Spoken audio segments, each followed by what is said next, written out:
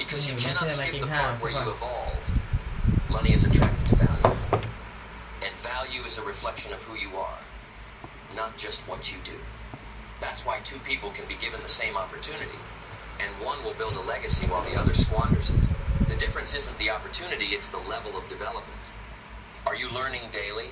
Are you refining your mind like a craftsman polishes steel? Are you studying people, understanding systems, building habits that compound over time? Or are you simply hoping that one day things will change without ever changing yourself? You don't rise to your goals, you fall to your standards. You can write your dreams on vision boards, chant affirmations, visualize success, but none of that will outwork a weak mindset, a poor work ethic, or a self-image that whispers, you don't deserve this. And so we begin where all transformations begin, mindset. Your thoughts are architects. Each one is laying bricks, building either a prison or a palace. A poor person with a rich mindset will rise. A rich person with a poor mindset will fall. Because wealth isn't just about dollars, it's about direction. Are you moving upward, or are you sinking beneath the weight of your own limitations? The mind is a garden. If you plant seeds of discipline, of hunger, of ขอบคุณ curiosity, ครับ then your life becomes ติดตาม fertile with opportunity. But if you let weeds of doubt, fear, and procrastination grow unchecked, you will choke your own progress before it ever gets a chance to bloom. So you must tend to your mind like a warrior sharpens his sword every day without fail. This is not motivational fluff. This is the foundation. If your belief system tells you money is evil, you will repel wealth. If your self-talk calls you lazy or unworthy, you will sabotage your own wins.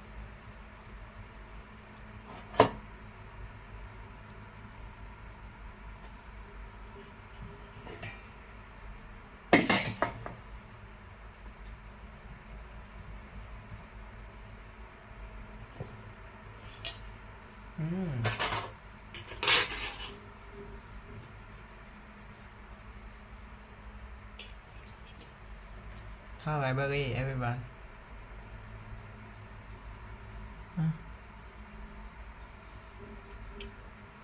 Hello everyone, nice to meet you. Okay, today I eat this เมื่อวานเชียร์กินข้าวขาววันนี้กินข้าวไรเบอรี่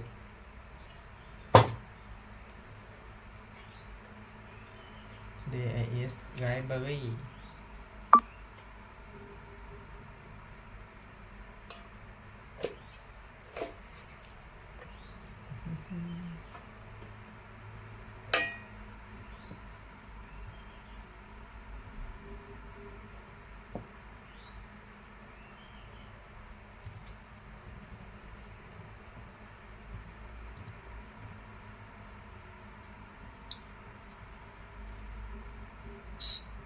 If your mental habits revolve around distraction, entertainment, and instant gratification, then you will trade your future for crumbs of the present. Your mindset is the software. Then mental habits you're unworthy. You will sabotage your own wins. If your mental habits revolve around distraction, entertainment, and instant gratification, then you will trade your future for crumbs of the present. Your mindset is the software that runs everything else. Upgrade it or be ruled by it. But a powerful mind runs everything else for crumbs of the present.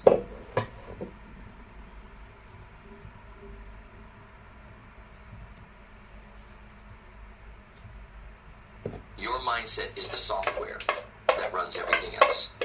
Upgrade it or be ruled by it. But a powerful mindset without clarity is like a Ferrari with no driver. You may have the engine, but you won't know where to go. Clarity is the compass.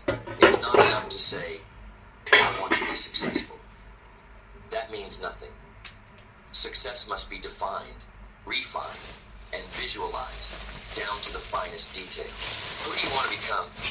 What impact do you want to make? What will your days look like, feel like, when you arrive?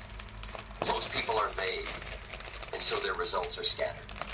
If your vision is blurry, don't be surprised when your life is a fog. You must see your future so clearly that it burns inside you, that it becomes the lens through which you filter every decision. that it creates a tension between where you are and where you must go. That's when transformation begins, when the pain of staying the same becomes greater than the fear of change. And once you have clarity, then you need purpose. Because purpose is what keeps you moving when the passion runs out, when the novelty fades, when the applause stops, and when the novelty fades, when the applause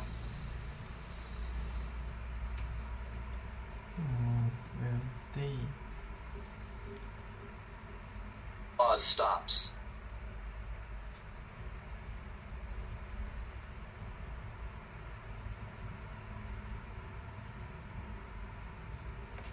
And the grind begins.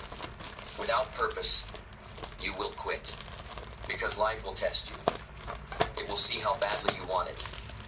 It will delay the harvest, force you to plant seeds in drought, ask you to believe when there is no visible sign of progress. And if you don't have purpose, you will fold. You will retreat to safety. You will return to the prison of comfort. But if your purpose is strong, nothing can stop you. Not failure, not critics, not setbacks.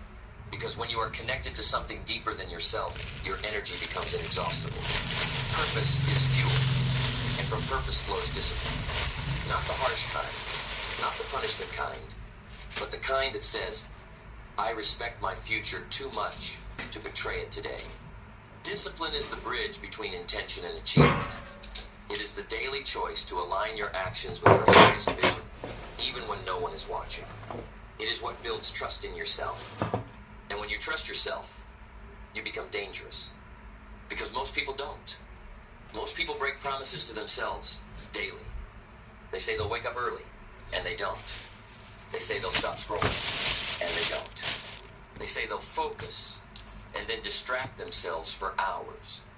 Every time you break a promise to yourself, you chip away at your power. You send the message that your word is negotiable. But when you say, I will, and then you do over and over and over again, you become unstoppable. Not because life is easier for you, but because you are stronger than what used to stop you. And this is what self-development is really about. Not reading 10 books a month. Not listening to endless podcasts. Not collecting quotes and calling it wisdom. It's about building a version of yourself that cannot be bought, cannot be shaken, cannot be stopped. A version that earns everything it asks for. Because your income, your relationships, your freedom, they are all reflections of one thing, who you are becoming. And the good news is, that part is fully in your control. You can rewrite your life the moment you decide to rewrite yourself. The minute you stop blaming the economy, your childhood, your boss, your partner, or your past stand, take full ownership. That's when everything changes. Because the market doesn't reward blame, it rewards value. And value comes from growth. Discipline creates the framework, but action breathes life into it. Because knowledge without execution is the most seductive form of procrastination. Reading about success, dreaming about wealth, fantasizing about freedom, it feels productive, but it's not. The world only responds to movement. If you're not taking action, you're not in the game. And action, real action, isn't always glamorous. It's often boring, repetitive.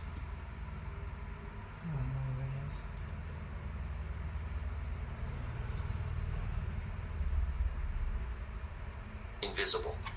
It looks like writing when no one is reading, showing up when no one is clapping, building when no one is buying. But this is where greatness is born, in the trenches, in the obscurity, in the grind that no one sees but you. Most people wait for motivation to strike, but motivation is a liar.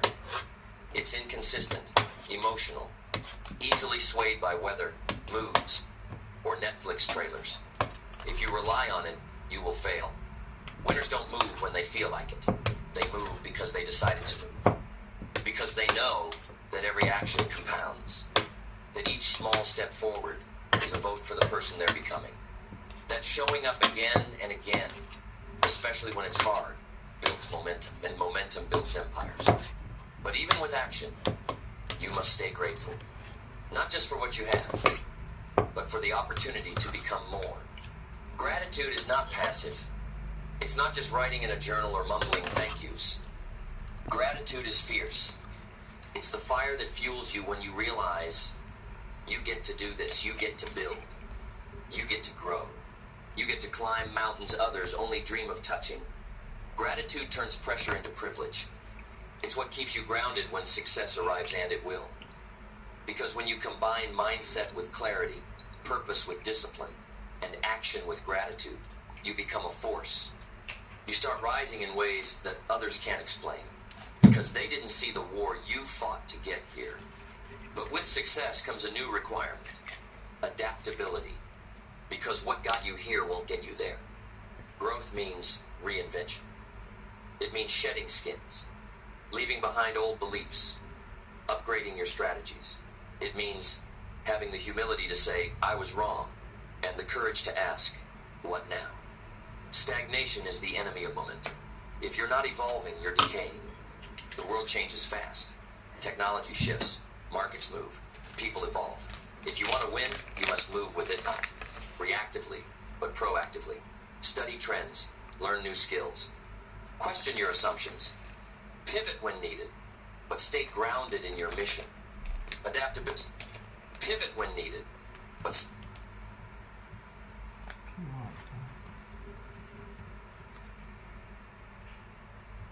stay grounded in your mission. Adaptability is not weakness. It's strength in motion. It's the ability to bend without breaking, to adjust without losing your edge, to reinvent without forgetting who you are. And when things go wrong, and they will, there's one more habit that separates the extraordinary from the average: resilience. Because no matter how smart, talented, or strategic you are, life will punch you in the mouth. Plans will fail. People will betray you. Effort will go unrewarded. And you'll be tempted to quit. But the developed mind doesn't fold under pressure, it sharpens. Resilience is your capacity to take a hit and keep going. Not blindly, not stubbornly, but with intention, with strategy, with grace. It is the inner fortitude that says, I didn't come this far just to come this far. And you cultivate it by failing forward, by learning from losses, by treating every setback not as punishment but as preparation. The resilient don't see failure as final, they see it as feedback. ขอบคุณมากครับ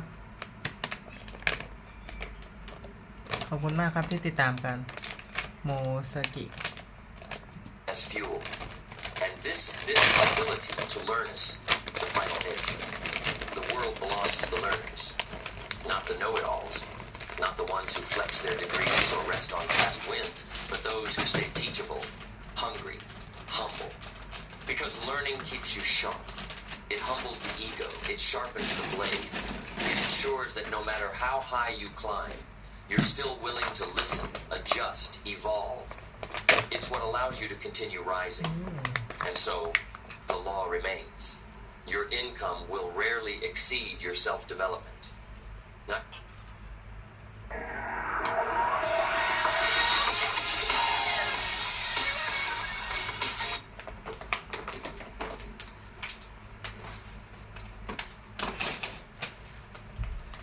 just your reading habits, not just your morning routine, but the totality of who you are becoming.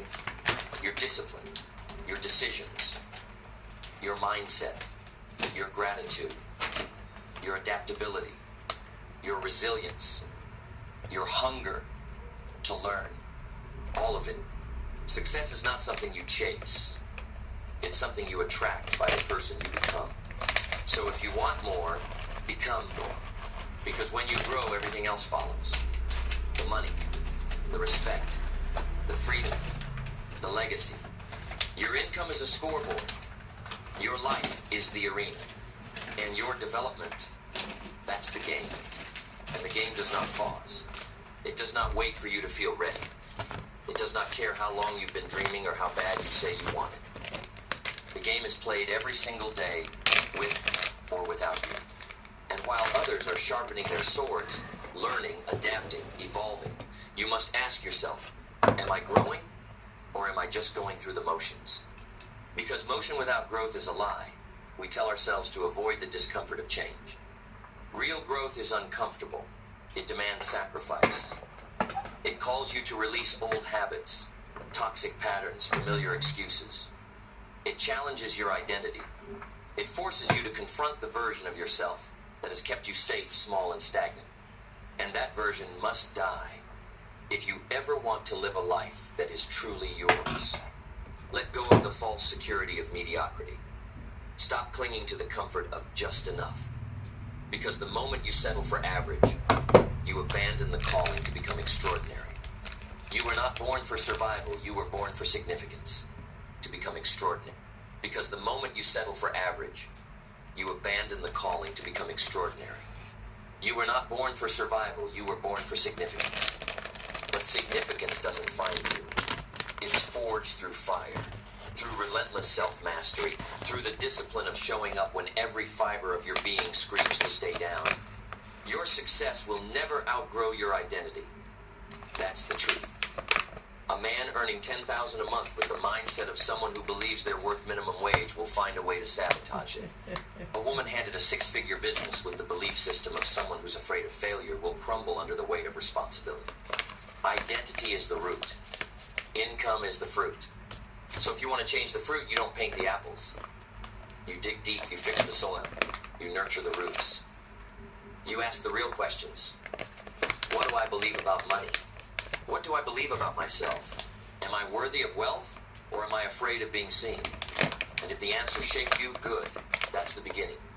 Because self-development is not about pretending to be perfect. It's about becoming unshakably honest, ruthlessly self. ขิงทุกคนจิงเจอร์แล้วก็มะขามป้อมเอมบิก้าใบบัวบกโกทูโคราแล้วก็ฟิกเกอร์รูทกระชายขาวแล้วก็ขมิ้นคั่วขมิ้นผสมหลายอย่างเลยสวัสดีครับเพื่อน110 คนสวัสดีครับ Self-aware, courageously committed to becoming more than you were yesterday. When you start doing that, when you start telling the truth to yourself and then acting on it, the world shifts. People notice. Doors open. Money flows. Not because the universe suddenly decided to be generous, but because you finally became someone who could handle the responsibility of success. People say they want to be rich, but do they want to be disciplined? Do they want to wake up early, manage their time like their life depends on it, face rejection over and over without flinching, invest in books instead of parties, silence their ego long enough to learn from mentors? Because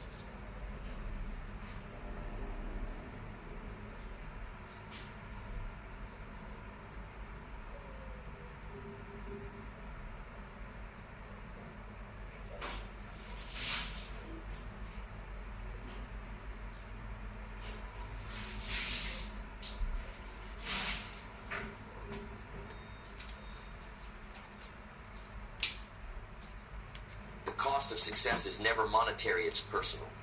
And most are unwilling to pay. They want the lifestyle, not the life. The rewards, not the responsibilities. They want the mountaintop without climbing the mountain. But the truth is, no one hands you the summit. You bleed for it. You earn every inch of elevation with sweat, with sacrifice, with the daily grind of building a mind and spirit that refuses to quit. Okay. And in that climb, เรามากินข้าวกันนะครับ something happens. You become someone different, someone stronger, someone who no longer begs for opportunities but creates them, someone who doesn't hope for change but becomes it. This is what it means to live a life of self-development. It means choosing long-term growth over short-term pleasure. It means aligning your habits with your vision, your actions with your identity, your time with your values. It means being obsessed not with the destination, but with becoming the kind of person who deserves to get there. And when you do, the income catches up, the success arrives, the impact multiplies, not as a fluke, but as a natural result of who you've become. You are not behind. You are not broken. But you are responsible for your future, for your development, for your life. No one is coming to save you, but no one needs to because you were built for this. So stand up, take the reins, look in the mirror and say, I will not betray my...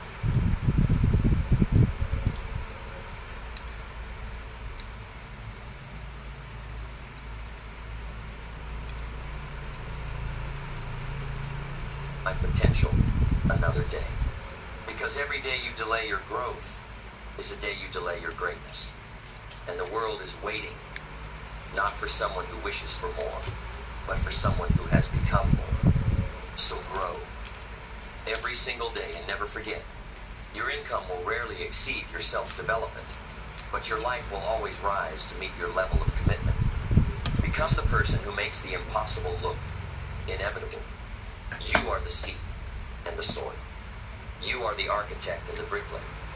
You are the raw material and the sculptor. The life you want is not locked behind some secret code or hidden behind some lucky break. It is waiting for you to become the version of yourself capable of receiving it. Every day, you are either stepping into that version or stepping away. Every choice matters. The decision to read instead of binge. The decision to study instead of scroll. The decision to create instead of consume. These are not small acts. These are identity declarations. Each one carving the blueprint of who you are becoming. And over time, those choices compound. That is the power of self-development. It compounds like interest. At first, it looks invisible. Nothing changes. You feel like you're working in the dark. No applause. No visible progress. But slowly, something shifts. Your posture changes. Your tone sharpens. Your thought something shifts. Your posture changes. Your tone sharpens. Your thoughts evolve. You move with intention. You speak with clarity. You attract different people, different opportunities, different results. And eventually, the world takes notice. People will call it luck, but you'll know it was work. People will call it talent, but you'll know it was time. Time spent in the arena, bleeding, doubting, failing, learning, rising. You'll know every scar you earned, every fear you overcame, every comfort zone you shattered. And you'll look back not with pride for what you achieved, but for who you became. Because the greatest reward of growth is not the income, it's the identity. It's the quiet confidence of knowing you built something real, that when the storms come, and they will, you won't be shaken. Because you didn't fake your way here. You forged your way here. Self-development is not a phase. It's a philosophy, a way of life. It means you never stop evolving. You never stop questioning. You never stop learning, building, refining. You walk into every room not to impress, but to absorb. Not to be seen, but to see deeper. You seek wisdom like oxygen. You crave challenge like a warrior craves the battlefield. You embrace discomfort because you know without it, you die slowly, invisibly, comfortably. The comfort zone is where dreams rot. But the growth zone, that's where kings are crowned. That's where queens are built. That's where lives are transformed. And yes, it's hard. Yes, it's lonely. Yes, it's relentless. But that is the price of greatness.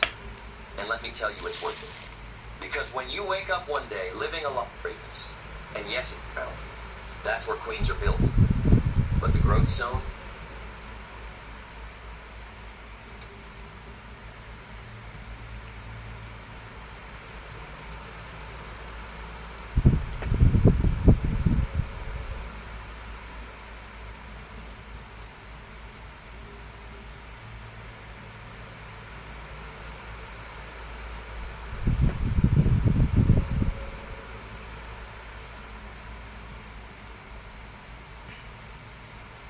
that's where kings are crowned. That's where queens are built. That's where lives are transformed. And yes, it's hard. Yes, it's lonely. Yes, it's relentless.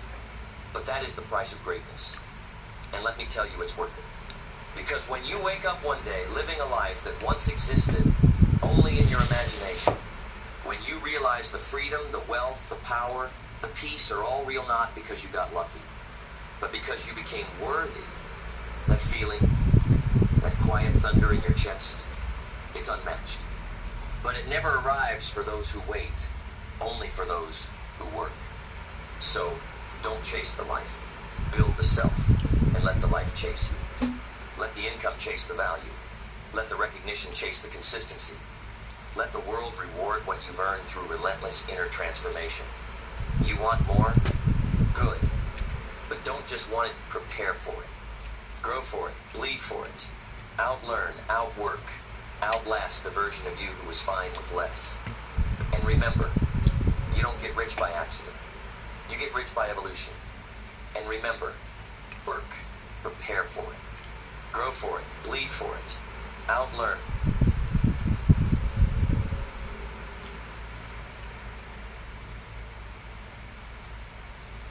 Outwork.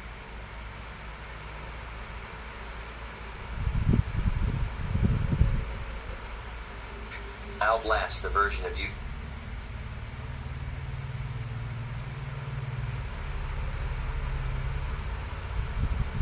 who was fine with less. And remember, you don't get rich by accident. You get rich by evolution. And evolution is violent. It requires death. The death of your excuses, the death of your laziness, the death of the smallness you've been clinging to. Let that version go. Let it die. And watch what rises in its place. Watch the world adjust to the new you. Watch the money respond. Watch the respect multiply. Watch the doors open. Not because the world changed, but because you did. Your development is your destiny. Guard it. Nurture it. Fight for it. Because everything you want is on the other side of the person you're afraid to become. So become them, fully, relentlessly.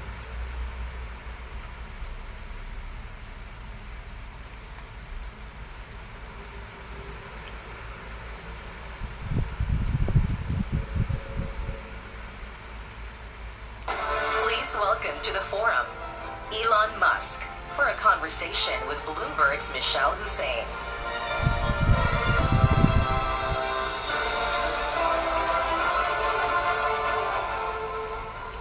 Hello everyone, and Elon Musk, welcome to Qatar Economic Forum. How are you? Thank you for having me. I'm fine. How are you? Very well, thank you, and very pleased to have you with us. You know, among those here in the audience in Doha are some you will know, people who have backed you financially over the years. Since you last spoke here in 2022, a lot has changed in your life. You're not only running multiple companies, you were doing that then, but now you also have a role in government. So first of all, I hope you won't mind if from time to time I have to move you from one topic to another because we have a lot to cover in the time we have. That will be all right? Okay. Well, let's start then with exactly the fact that you now have this combination of being a CEO and having a role as a government advisor. Tell me about your week. How does it work? What's the split of your time? โฟมรสรสช็อกโกแลตและสตรอเบอรี่ประโยชน์ดีๆอร่อยเต็มที่ลองเลย Well, I travel a lot. So I was in Silicon Valley yesterday morning. I was in LA yesterday evening. I'm in Boston right now. I'll be in DC tomorrow. I'll be there having dinner with the president tomorrow night, I believe. And then a bunch of cabinet secretary meetings, and then back to Silicon Valley on Thursday night. But I mean the balance of your time, is it, well, clearly it's a lot, but is it still the case, as you said a while ago, that it's about 1 to 2 days a week on your government work? Yeah, that's correct. And what does that mean for your corporate life? Because if we start with Tesla, the company has suffered in recent months what you've called blowback. So what is your plan for turning that around, the declining sales picture, and by what stage do you think you're going to be able to turn it around? Oh, it's already turned around.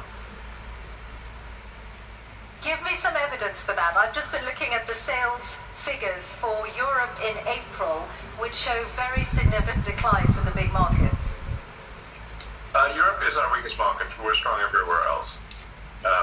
So our sales are doing well at this point. So Europe is our weakest market. We're strong everywhere else. Our sales are doing well at this point. We don't anticipate any meaningful sales shortfall, and obviously the stock market recognizes that, since we're now back over $1 trillion in market cap. So clearly the market is aware of the situation. So it's already turned around But sales still down compared to this time last year. in Europe. In Europe, okay. And Yes, but that's true of all manufacturers. There's no exceptions. does that mean that you're not going to be able... It's Does that mean... European market is quite weak. Okay, but you would acknowledge, wouldn't you, that what you are facing... Okay, let's just take it as Europe. What you are facing is a significant problem. This Tesla was an incredibly aspirational brand. People identified with it. They saw it as being at the forefront of the climate crisis, and now people are driving around with stickers in their cars saying, "I bought this before we knew Elon was crazy." And that there are also people who are buying it because Around with stickers. They saw it as being at the...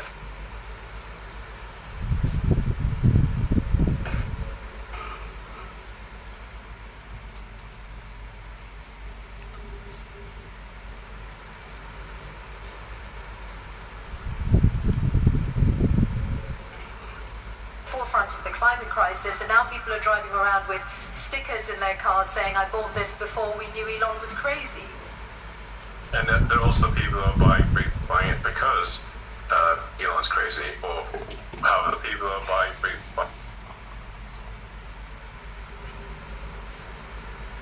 it because Elon's crazy, or however they may view it. So yes, we've lost some sales perhaps on the left, but we've gained them on the right.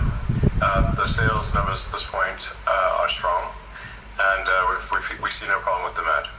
So what do you... And I mean, you can just look at the stock price. If you want the best inside information, the stock market analysts have that, and our stock wouldn't be trading near all-time highs if...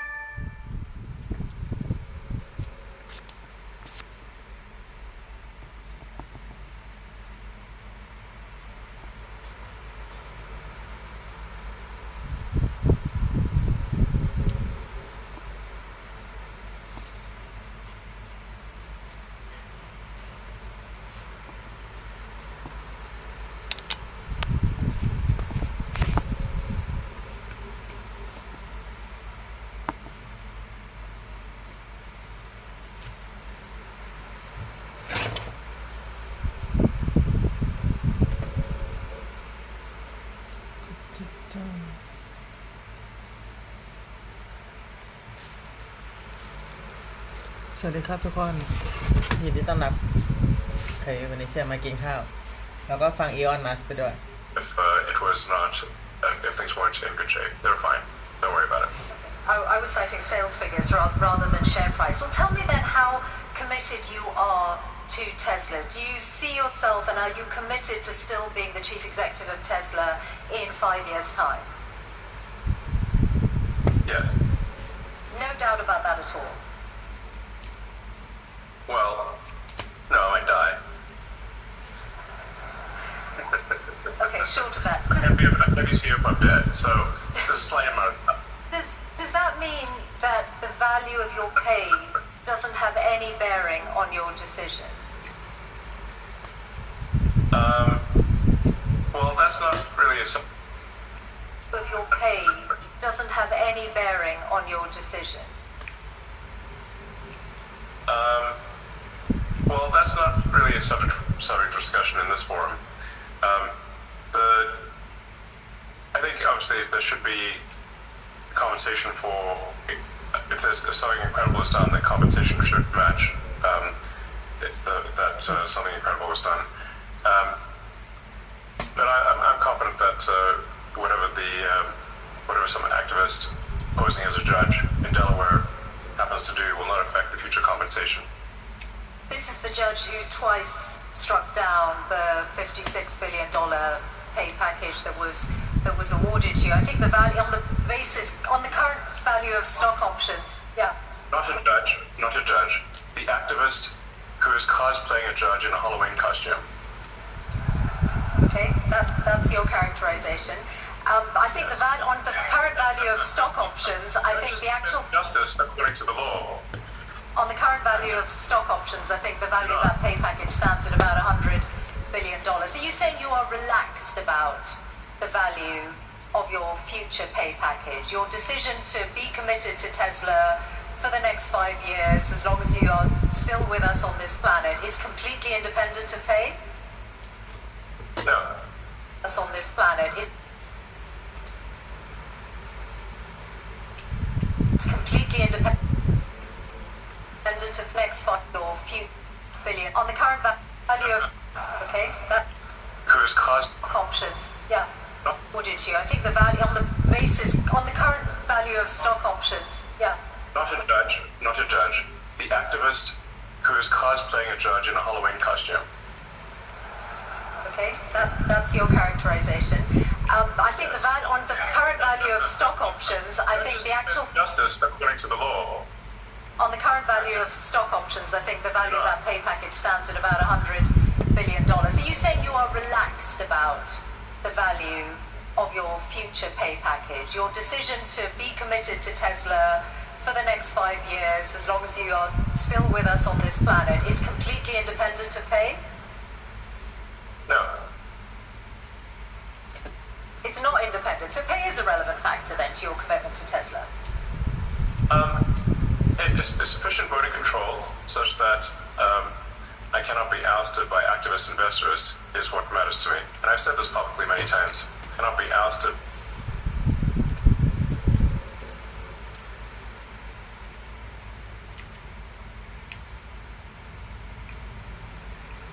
by activist investors is what matters to me. And I've said this publicly many times. But let's not have this whole thing be a discussion of my alleged pay. It's not a money thing. It's a reasonable control thing over the future of the company, especially if we're building millions, potentially billions of humanoid robots. I can't be sitting there and one day get tossed out by, for political reasons, by activists. That would be unacceptable. That's all that matters. Now let's move on. Okay, well, just one question. Let's move on. Well, okay, well, just one question. Let's move on. Well,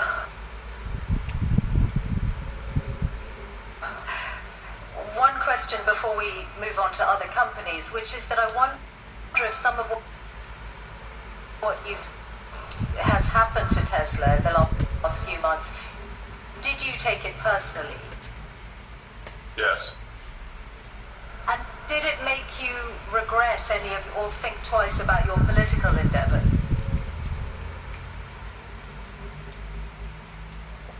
Vodafone Business's mobile private network is helping protect critical infrastructure.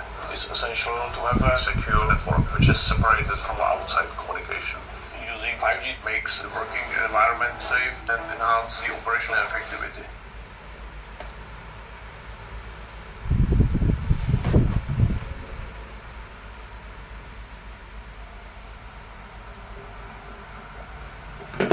Because it is... I did what needed to be done. The violent antibody reaction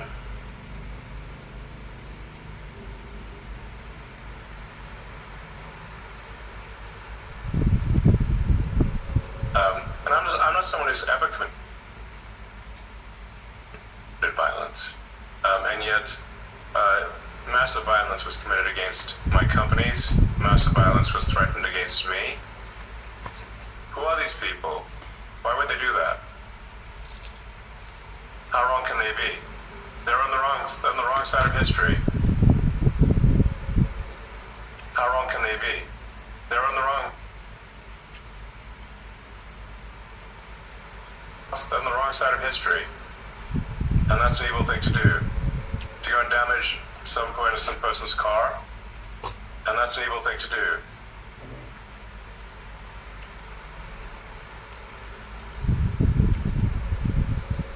To go and damage some poor innocent person's car to threaten to kill me? What's wrong with these people?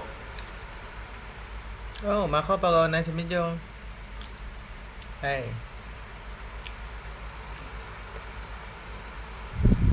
I've not harmed anyone. So, something needs to be done about them. And a number of them are going to prison. And they deserve it. And a number of them are going to prison. And they deserve it. And more will. You're referring to the attacks on Tesla showrooms, but I think Yeah. what Well, it's showrooms and burning down cars is unacceptable. Those people go to prison, and the people that fund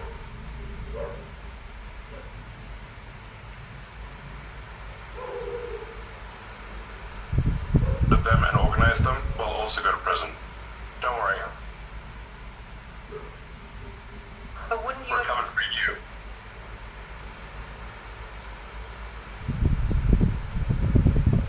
wouldn't you,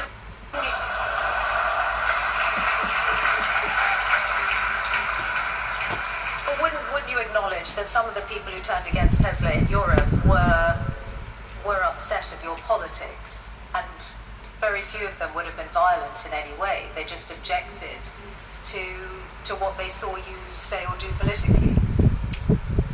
Well, it's certainly fine to object to political things, but it's not fine to resort to violence and hanging someone in effigy and death threats. That's obviously not okay.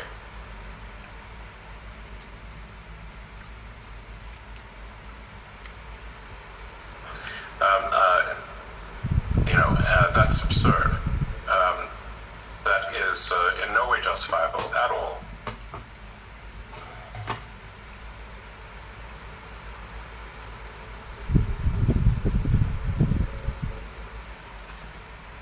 In any way, shape, or form. And some of the legacy media nonetheless have sought to justify it, which is unconscionable. Shame on them. Let's talk about your other companies then and other business areas, SpaceX. I saw that you said in a speech at the West Point Military Academy recently that the future of warfare is AI and drones. And obviously defense is an increasingly booming sector with the state of the world at the moment. Do you see SpaceX moving into weaponized drones?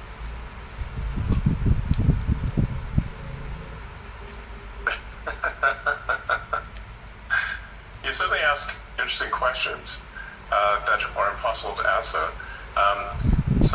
Space questions that are impossible to answer. SpaceX is it's the space launch leader. So SpaceX doesn't do that. Do you see booming sector with the state of the world at the moment? Do you see SpaceX moving into weaponized drones?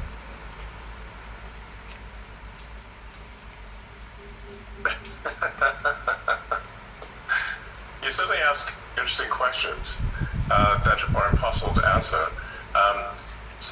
SpaceX is it's the space launch leader. So SpaceX doesn't do drones. SpaceX builds rockets, satellites, and internet terminals.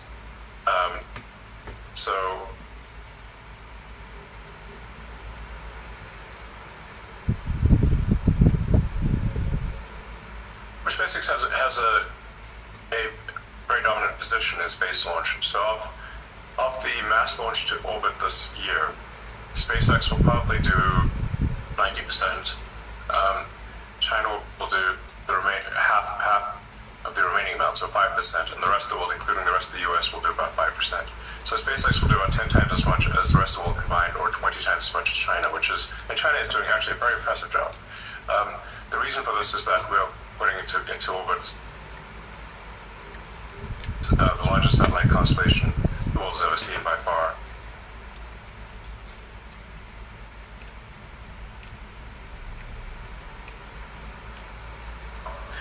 So I think at this point, about maybe approaching 80% of all active satellites in orbit are SpaceX.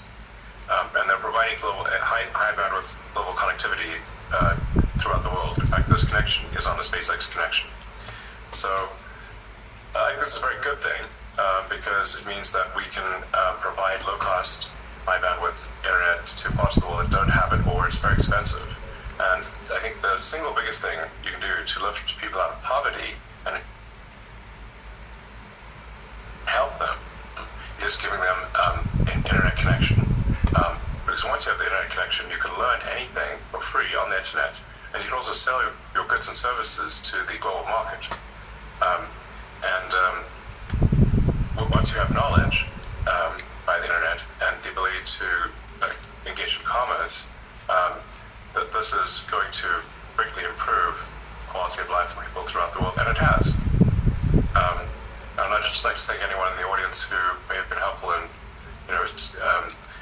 with Starlink and getting it to approved in the country. And I think it's doing a lot of good on the countries that have approved it, which is, I think at this point, 130 countries are very happy with it. I don't currently anticipate SpaceX getting into the weapons business. That's not an aspiration. We're frequently asked to do weapons programs, but we have thus far declined. Do you envisage to do weapons programs, but we have aspiration. We're frequently asked to do weapons programs, but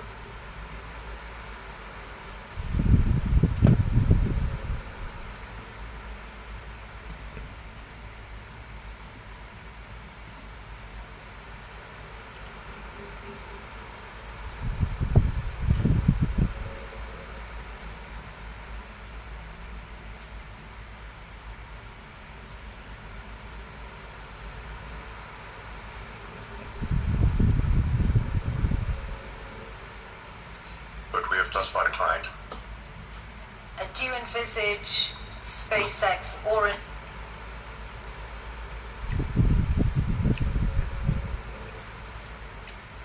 indeed Starlink as a separate entity publicly listing in the near future or at all? It's possible that Starlink may go public at some point in the future.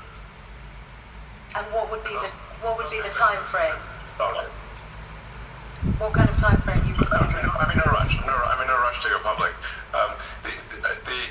Public is, I guess, a way to potentially make more money, but at the expense of a lot of public company overhead and inevitably a whole bunch of lawsuits, which are very annoying. So really, something needs to be done about the shareholder derivative lawsuits in the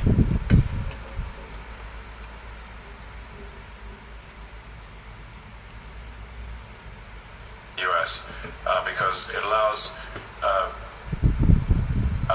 plaintiffs' law firms who don't represent the shareholder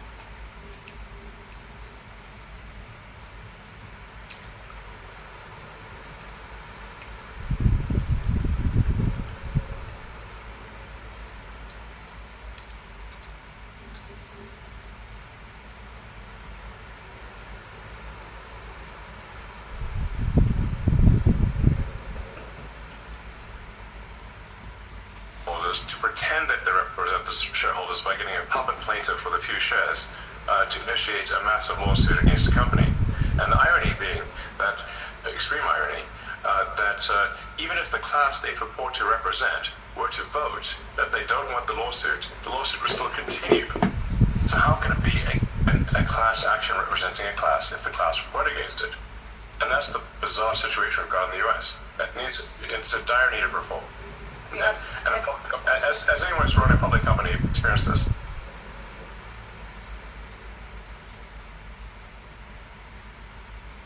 It's an absurd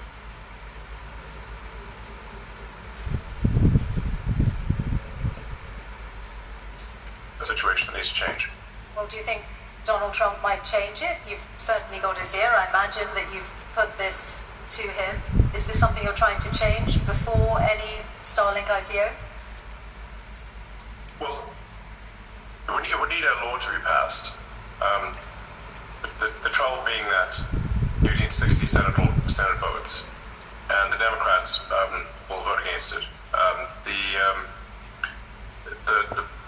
The plaintiff's bar is, I believe, the second largest contributor to the Democratic Party.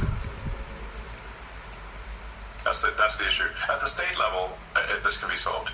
And I should say, Texas recently passed a law which, at least the state level, made it's much more reasonable, because you have to get at least 1 in 33 shareholders to agree that they are part of a class of shareholders. 3%. This will really help with frivolous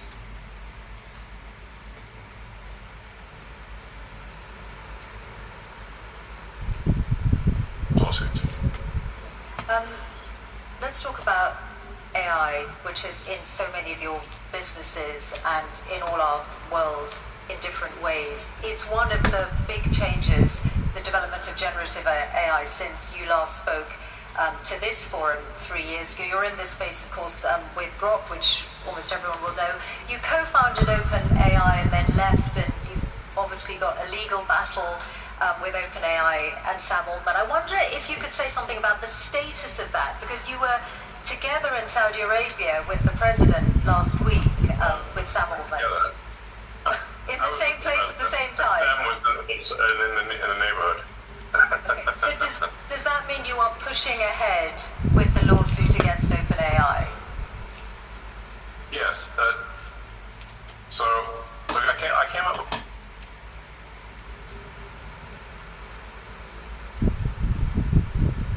with the name OpenAI as an open source.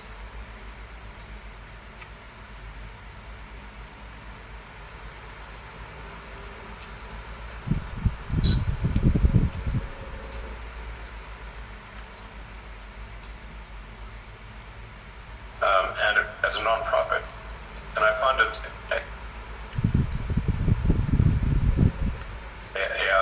OpenAI for the first roughly $50 million.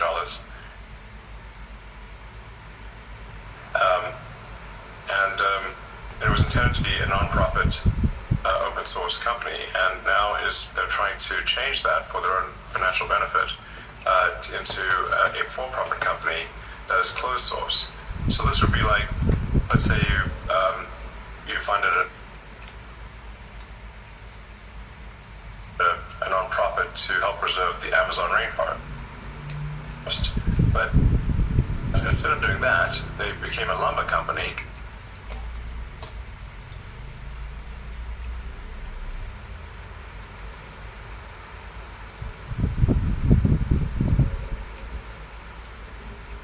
Chopped down the forest and sold the wood. You'd be like, wait a second, that's not what I funded. Company chopped down the forest and sold the wood. You'd be like, wait a second. That's not what I funded. That's OpenAI. They've made some changes to their corporate structure, though, haven't they? Since in recognition of what you've said. No, that's just what they told the media. Okay.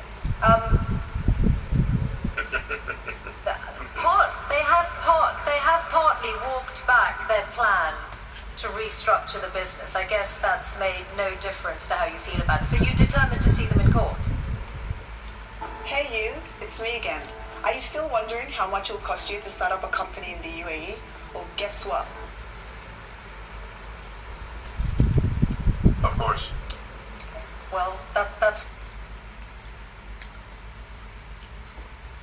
certainly going to be one to watch. I also wanted to ask you about AI and regulation, because when you were here last talking to John Micklethwaite, you had some pretty strong words about the risk that AI poses, and you said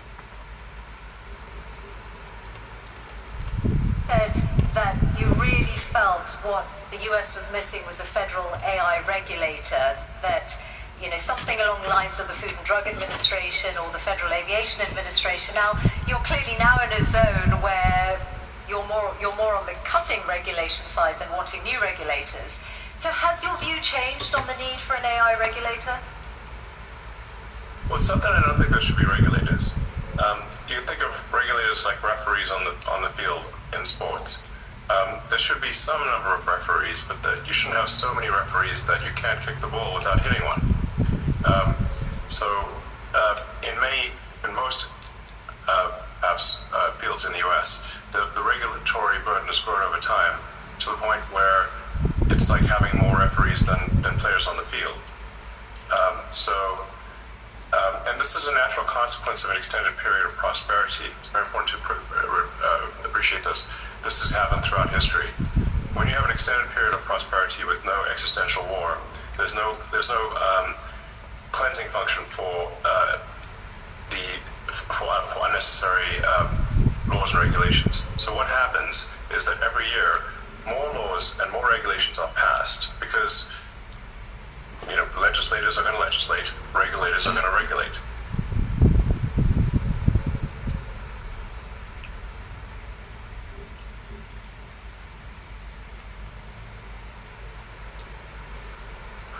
And you'll get the steady pile of more and more laws and regulations over time until everything is illegal. And let me give you an example of a truly absurd situation. Under the Biden administration, SpaceX was sued for not hiring asylum seekers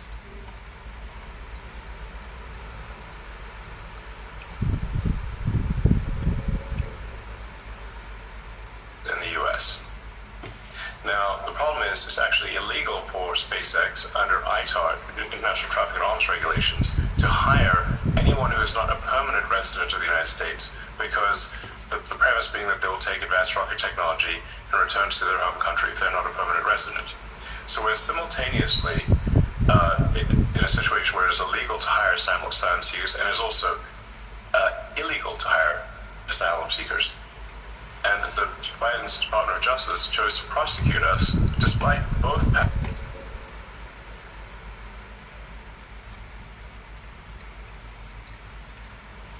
paths.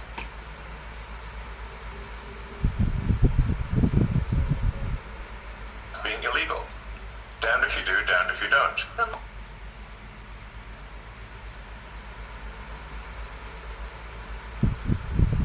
My question was specifically about a regulator for AI, which you said 3 years ago was needed, and you said we need to be proactive on the regulation of AI rather than reactive. Have you changed your mind on that?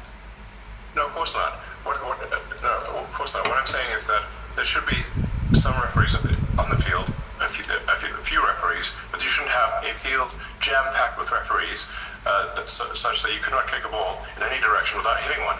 So the fields that have been around for a long time, such as automotive, so aerospace,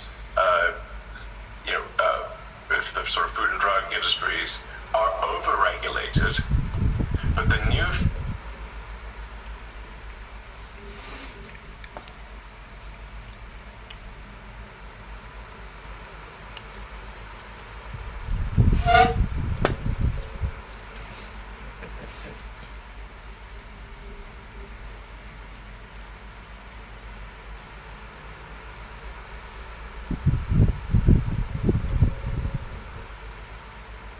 สวัสดีครับเพื่อนๆทุกคนยินดีต้อนรับครับ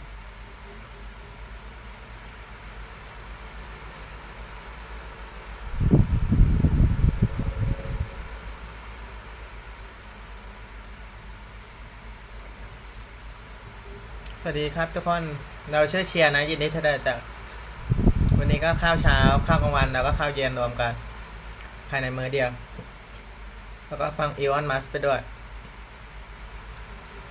สวัสดีครับทุกคนยินดีต้อนรับครับสวัสดีครับทุกคนจะเรียนรู้อีออนมัสไปด้วยครับแล้วก็กินอาหารที่มีประโยชน์อีออนมัส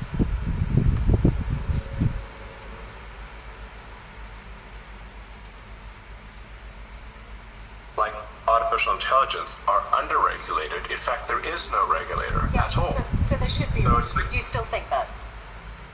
Yes, I'm simply saying, which I think is just basic common sense, that you want to have at least you want to have a few referees in the field. You don't want to have an army of referees, but you want to have a few referees on any given field, in any given sport, or even any given arena, industrial arena, to ensure that public safety is taken care of. But you don't have so there's a proper number of referees. Like I said, it's actually very easy to visualize this when compared to sports. If the whole field is packed with referees, that would look absurd. But if there were no referees at all, your game's not going to be as good. Okay, so let's then talk.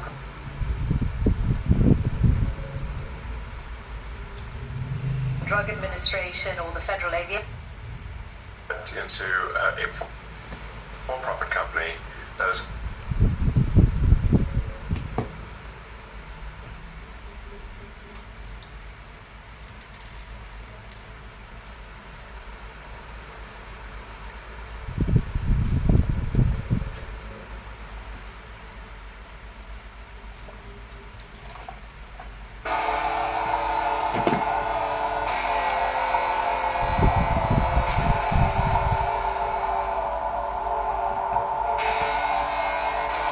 อิ่มจัด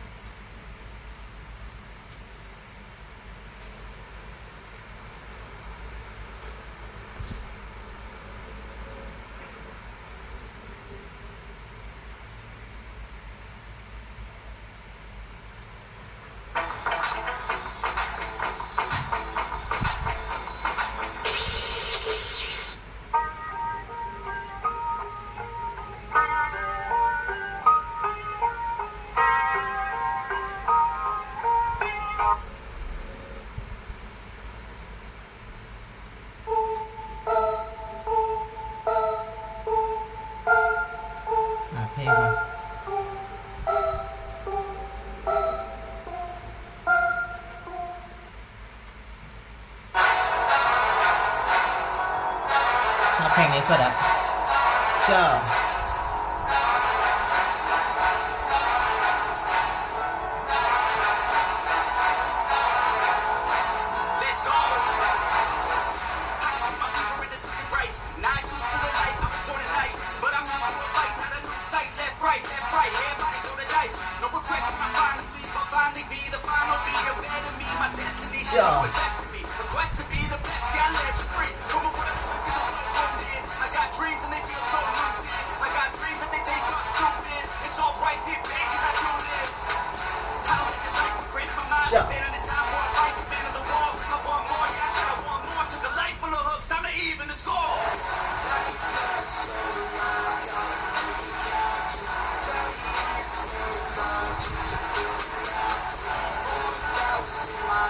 Trying to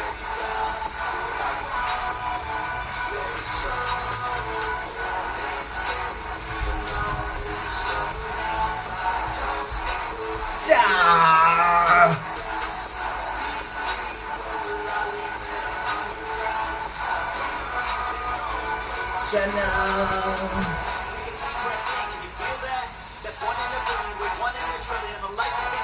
sure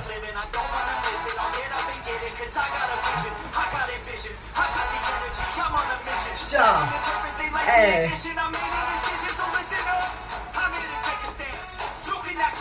sure oh